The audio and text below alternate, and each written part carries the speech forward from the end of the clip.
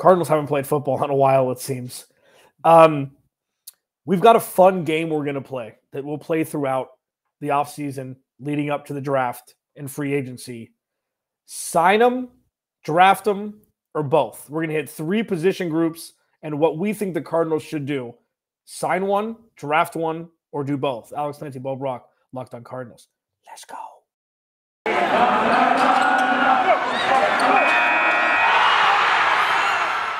You are Locked on Cardinals, your daily Arizona Cardinals podcast. Part of the Locked on Podcast Network. Your team every day.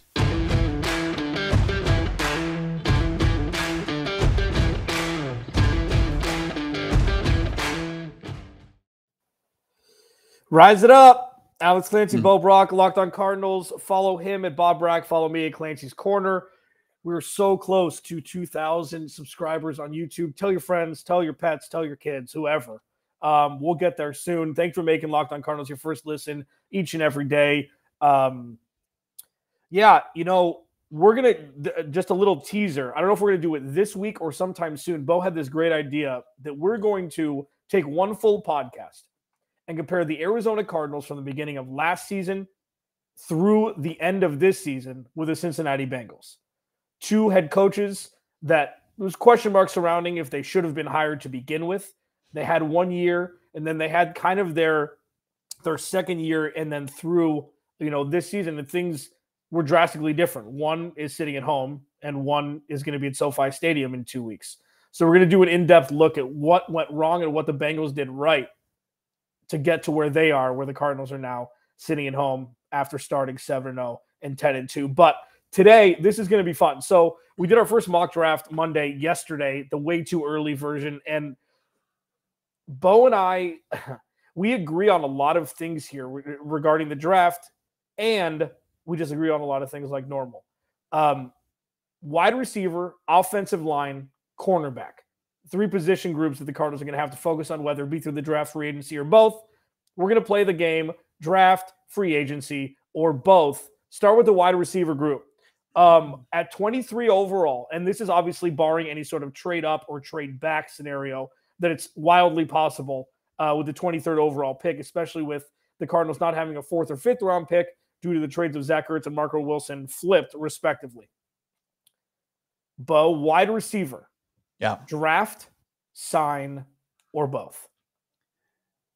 I say that you draft one, but at the same time, Steve Keim has been terrible. He has been garbage when drafting wide receivers. Yeah, it's keeping up with the garbagios with Steve Keim and his inability to draft a wide receiver. But then when you look at the free agent market, it's going to cost you premium dollars to get somebody in that's an established wide receiver. Not like if I look at the secondary, like wide receivers, like the DJ Sharks, you know, I think Christian Kirk's in that group. Yeah, I think that's where you can kind of do both. You're going to have to do both, right? Because you probably are going to watch AJ Green walk out the door unless he's going to take a pay cut. Christian Kirk, that's one of those ones where you're going to have to figure out, is there middle ground there? You know who Christian Kirk is, at least from the organization standpoint. He's a fringe wide receiver too.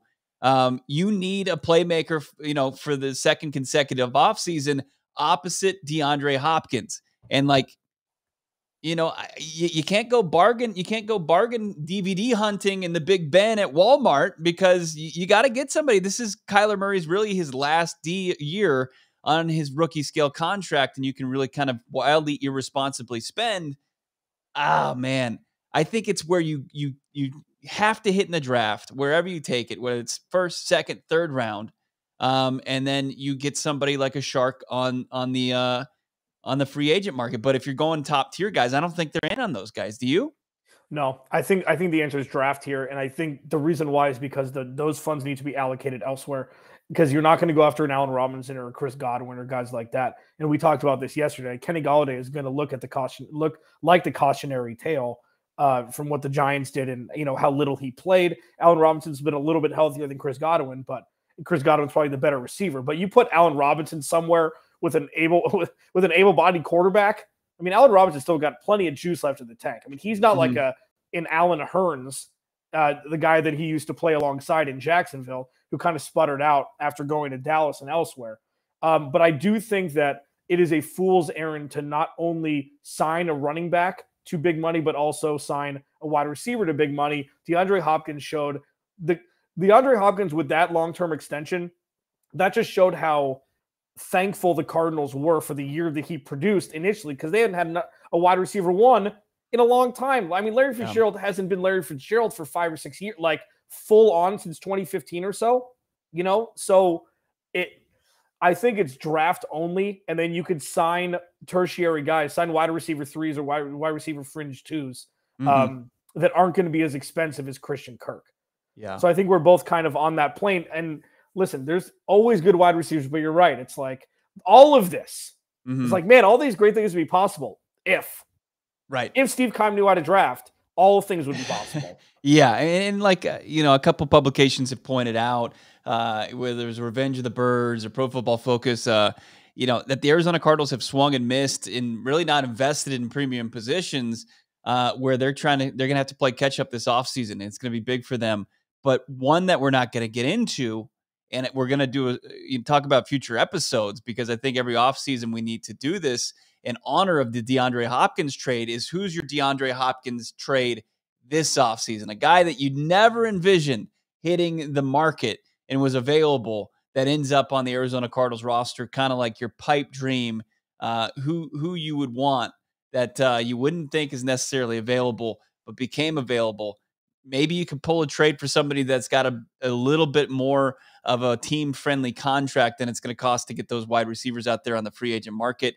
And DeAndre Hopkins even said when Xavier Howard, there was all the speculation about the Miami Dolphins cornerback, that he is willing to restructure.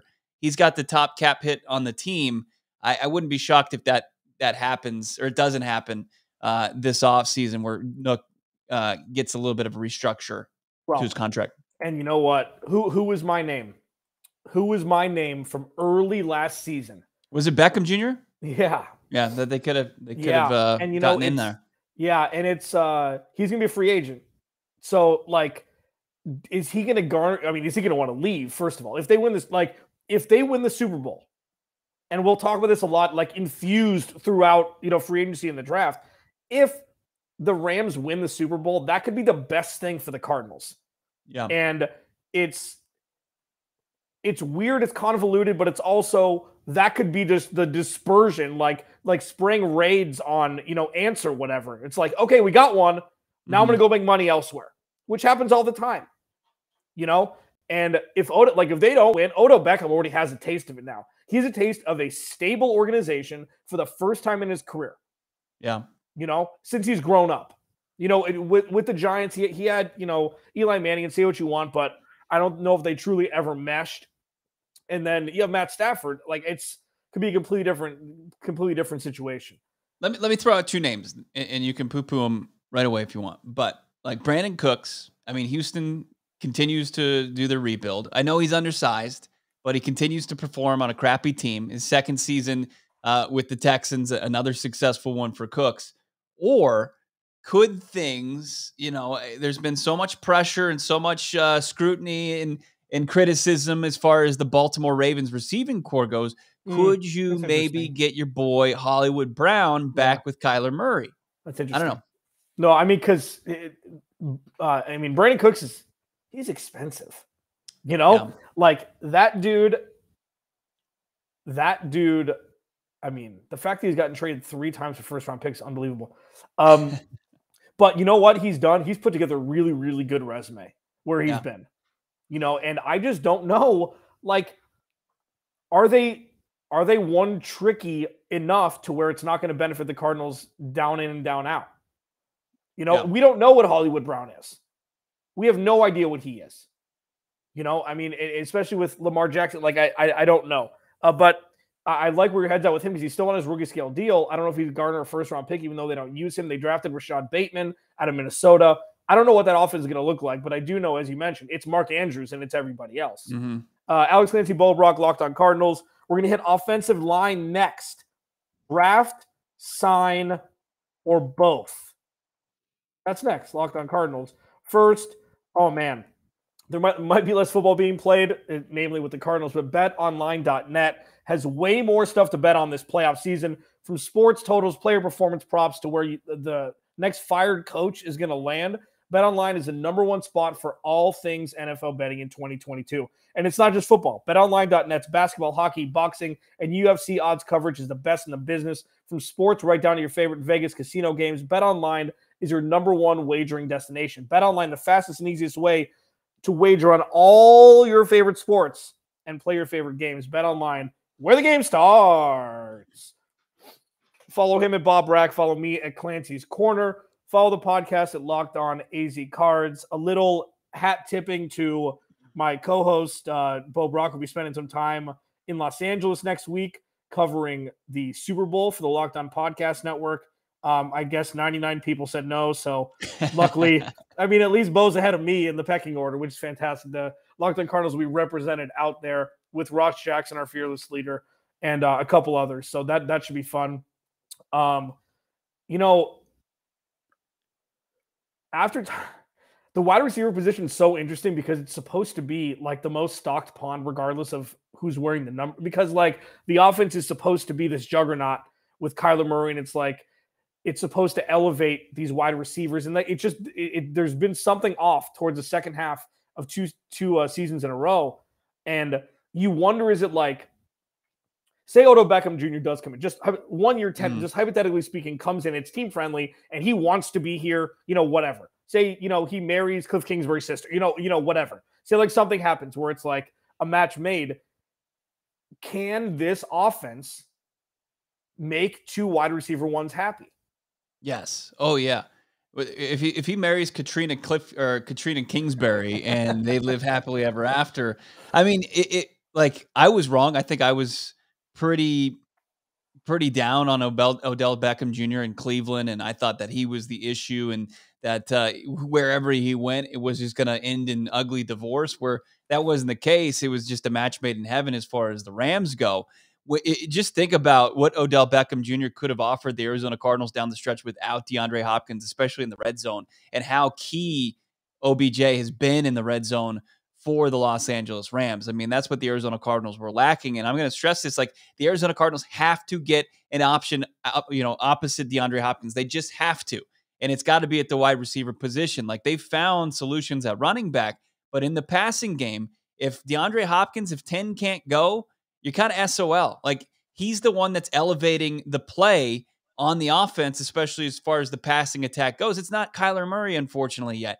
Because when we saw DeAndre Hopkins in that lineup, it was a completely different offense. They were more efficient in the red zone, and guys like AJ Green had success. Christian Kirk had success. Rondale Moore had his little bit of success. It was all with DeAndre Hopkins in the lineup, and without him, this offense struggles. So you're going to have to find some 1B, and yeah, the targets are there. Absolutely, the targets are there.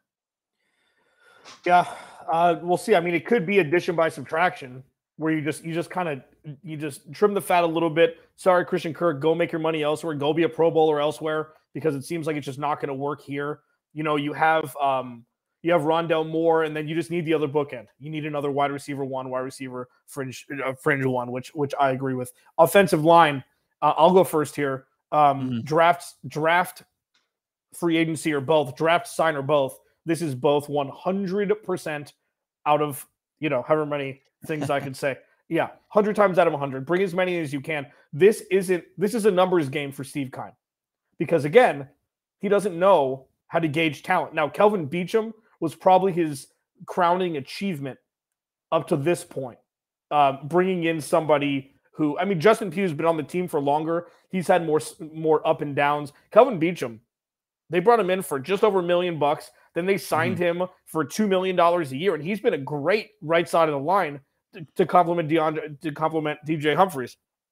Now, I think the interior of the offensive line is obviously the weakness of this offensive line, because what happens is, again, if Justin Pugh and Justin Murray or whoever is playing that day can't do their jobs well enough, even with the help of Rodney Hudson, that makes Kelvin Beacham and DJ Humphries' job more difficult. So look at what happened. Even though Kansas City lost And I guess that's a bad example at this point. That offensive line towards the second half of the season was masterful because they signed a whole bunch of money. And then they also drafted Creed Humphrey out of Oklahoma, who I think is a Pro Bowler.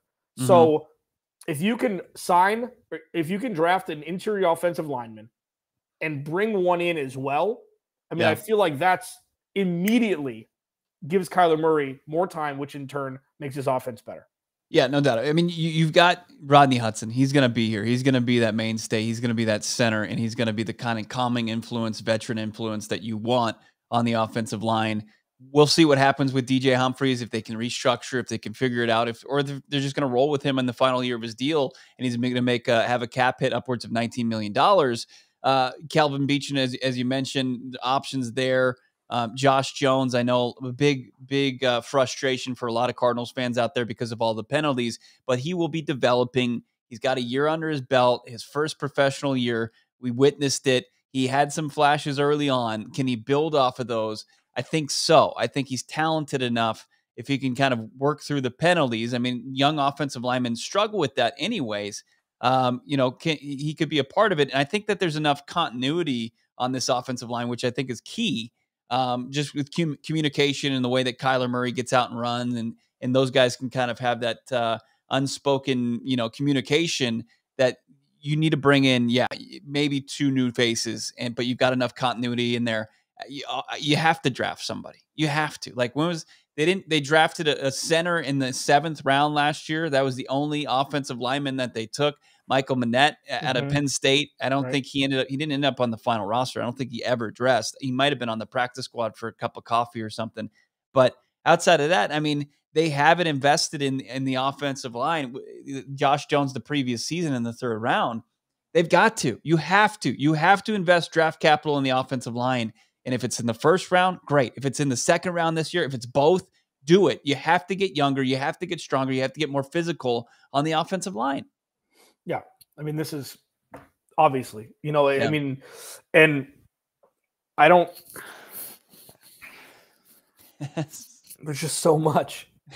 There's just so much. I mean, Rodney Hudson's been a vision, even though he didn't grade that well. Pro Football Focus didn't grade him that well. Again, I think it's more difficult when you have not top tier guys to the left and the right of you. That's making your job a little bit more difficult. But yeah, without Rodney Hudson, I mean, this team would have been towards the top. Kyler Murray would have been sacked probably towards the top of the NFL.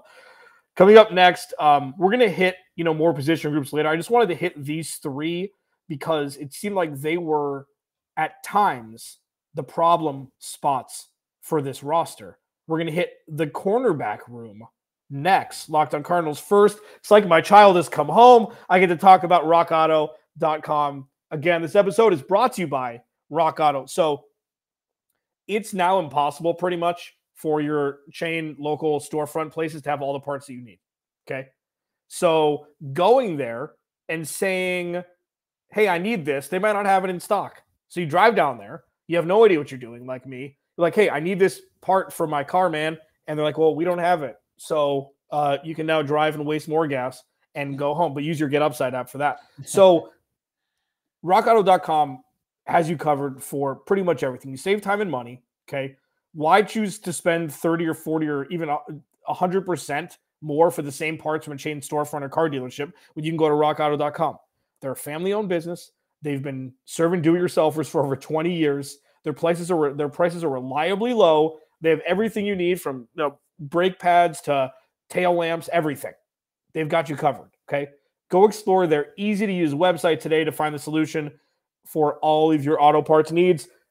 Go to rockauto.com right now and see all the parts available for your car or truck, right? Locked on in their How Did You Hear About Us box so they know we sent you. Amazing selection, reliably low prices, all the parts your car will ever need. rockauto.com. All right, final segment. Draft, sign, or both. Alex Clancy, Bo Brack. Please subscribe to the YouTube channel. We're close to LOC2K. Can I say that? Is that stupid? It's probably stupid. Follow him at Bob Brack. Good. Follow the podcast at Locked On AZ Cards. Please subscribe wherever you find your podcast. Apple, Google Play, Spotify, Stitcher, everywhere. You can find us during this offseason. We're going to be jam-packed with high-profile guests like we always bring on. A lot of Cardinals talk, a lot of debates, a lot of what ifs, a lot of mock drafts on Monday. Every third segment of Monday from now on will be a mock draft Monday. Yeah, we're going to be here for you for the entirety of the offseason, because really there is no offseason in the NFL. So we've hit wide receiver, we've hit offensive line. Now it's time to go to the cornerback specific room. We'll keep safeties out of this, Bo. Draft, sign in free agency, or both? I think this is a position that you can address solely if you wanted to through free agency. There are enough guys out there. There's not enough money to go around to all of these guys where they're going to make their market value.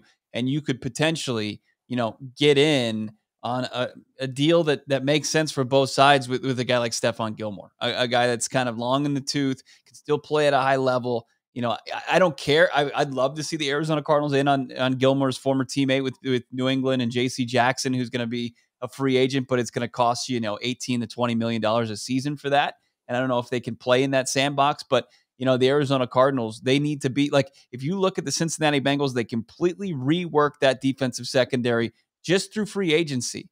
They brought in 3 to 4 guys, and a lot of them made some big plays throughout the postseason. Whether it's like Mike Hilton or Eli Apple, or they brought in 3 guys that play a ton of snaps for that defensive secondary, and they were able to completely rework it. Where Steve Keim just he brought back Robert Alford and he used 2 draft picks on it. And you can draft somebody, but look, we know the learning process and how many lumps you can take with a rookie corner. I don't care how high you draft them. I think if you get guys in that have experience, especially in the postseason and playing deep into December and January, that's good enough experience for that position, and they know the angles, and they can that's somewhere where you can prove enough to where you can get up to speed. You add them, whoever it is, 2 guys, add them to Byron Murphy and Marco Wilson, and I think that you're in a good spot. Yeah, I would say both. We saw Patrick Surtain come in and make an impact right away. Poor J.C. Horn got hurt very early in the season, so we didn't get to see him. I think you need to do both. Like, again, I could be convinced to drafting an offensive lineman or a corner in the first round, just like where we were last year, because neither of those needs were met. I think that a strong secondary is still something that can keep you in games, regardless of how bad your pass rush is. Yeah, look at Cincinnati. I mean, they were rushing 3 against Patrick Mahomes, and they were winning in coverage against Tyreek Hill and Travis Kelce. It was insane. Yeah, exactly. So I think this is both also. It's going to be really interesting to see what they do with the running back position in the draft, because if they don't draft somebody in the second round, which is, the sexy time to draft a running back now, they've got plenty of time to go wide receiver, offensive line, and corner. We'll see what happens with as you mentioned, with Adrian Wilson on Monday, if they're going to get an extra compensatory 3rd round pick for that, which could be another place to potentially draft a corner. I just don't know we don't know what the game plan is going to be for Steve Keim ever, because we haven't heard from him since they lost. Pick a game plan and stick to it. If you draft an interior defense linebacker again, inside linebacker again, I'm like, tallest building in Phoenix. I'll see you up there. I'll meet you up there, and we'll try to talk each other. It won't be sunbathing. I've got very fair skin. But here's what I'll say is, like, where do you trust Steve Keim? Do you just play to your strengths? Does he just work the phones on the trade market? You mentioned the running back position. Like, one of the places I actually trust him to scout, whether it's guys in the free agent market, like he was able to find, James Conner, where the Steelers had written him off and most of the league had written him off. It was a very team-friendly contract for 1 year. I trust him to look at the running back position. Like, the Cardinals have been a top 10 running team every single year under Cliff Kingsbury. And, he went and he used a 5th round pick to trade for Kenyon Drake. And then he got James Conner. Like, he's drafted David Johnson before, even though we all know he wanted Amir Abdullah, but he still had, the after Abdullah was off the board to take DJ. I think I trust him at the running back position, and whatever plan he has, I'll trust that. And trade market, I'll trust that. But as far he has to rework how he approaches the offensive line, wide receivers, and cornerbacks. And that's what we talked about today. And like, if there's a Casey Hayward Jr. out there who had a solid season, it was like an afterthought.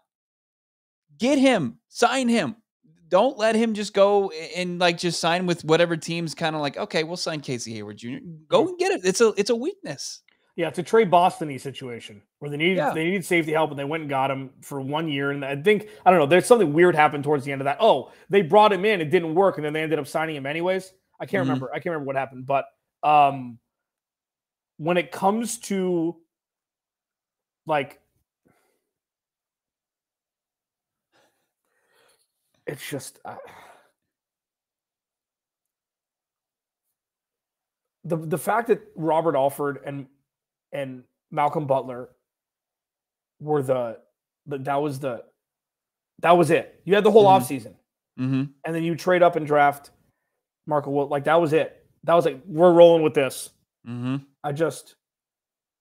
This is a cumulative, constant bash fest for somebody that does not deserve a job. Like that's what this is. This isn't just because of last year. If you look at them being 11-6 last year, you think that's the reason why we're talking about him needing to be fired, or I am at least. Open your eyes. Yeah. Look at what we're talking about here. This is a snowball that's rolled downhill for the last, let's give him the benefit of the doubt, 18, 19, 20, 21. The last 4 seasons, it's been rolling downhill. And these are the residual damages. This is the collateral damage of what we're looking at with a general manager who legitimately is the worst drafting general manager in the NFL. I think what was this? Since like 2016 or 2017? Legitimately the worst drafting general manager in the NFL. Right. Yeah. And we have to talk about mock drafts like he's going to do a good job this time.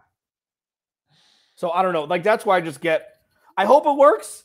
Yeah. But it's always more expensive to trade for a player than to draft one. Always. Right. Unless you're drafting number 1 overall every year. Like, it is always more expensive. Like Zach Ertz, somebody's going to offer him 2 years and $20 million with $8 million guaranteed or something next year. You think they're going to be able to keep him? You're out of your mind. Yeah, I mean, we haven't. Yeah, the tight end position, the tight end room, and as far as the edge rushers, it's if you don't play your cards right, it's going to be pretty barren, and the Cardinals are going to be in a tough spot, even with Marcus Golden come back. Chandler Jones, we'll see what happens there. I know you got J.J. Watt, but you're going to have to figure something out. The team is light on pass rushers right now. And tight ends, I mean, Max Williams and Zach Ertz, we'll see what their future holds, but other positions to look into. But I think, Sidney Jones, we saw make a couple plays against the Arizona Cardinals for Seattle. I think he's a free agent corner. Like, there's so many options at the cornerback position. It's just like relievers in baseball. Like, you can get a guy and he can come in and he can pitch big innings for you.